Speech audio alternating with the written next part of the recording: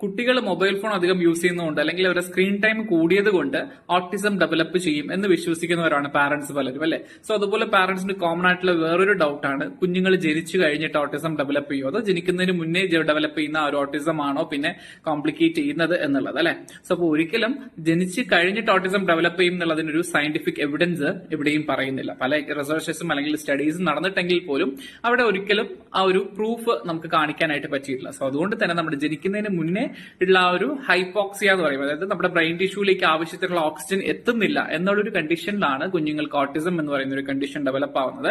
അതൊരു 18 മന്ത്സ് വരെ അത് എവിഡന്റ് ആവില്ല. എന്തുകൊണ്ടാന്ന് വെച്ച് കഴിഞ്ഞാൽ ഒരു 18 മാസം വരെ കുഞ്ഞിന്റെ ബ്രെയിനിലെ സ്ട്രക്ചറൽ ഡെവലപ്മെന്റ് മാത്രമേ നടക്കുന്നുള്ളൂ. 18 മുതൽ 24, അതായത് 1 മുതൽ 1.5 വയസ്സ് അല്ലെങ്കിൽ 2 വയസ്സിനുള്ളിലാണ് ആ ഒരു കുഞ്ഞിന്റെ ഫങ്ഷണൽ ഡെവലപ്മെന്റ് ബ്രെയിനിൽ സംഭവിക്കുന്നത്. സോ അപ്പൊ ആ ഒരു സമയത്തായിരിക്കും ഈ ഒരു ചേഞ്ചസ് നമുക്ക് മനസ്സിലാക്കുന്നത്. അപ്പൊ ഏർലിയർ ആയിട്ട് ഉണ്ടാവുന്ന പല സിംറ്റംസും ഓട്ടിസം റിലേറ്റഡ്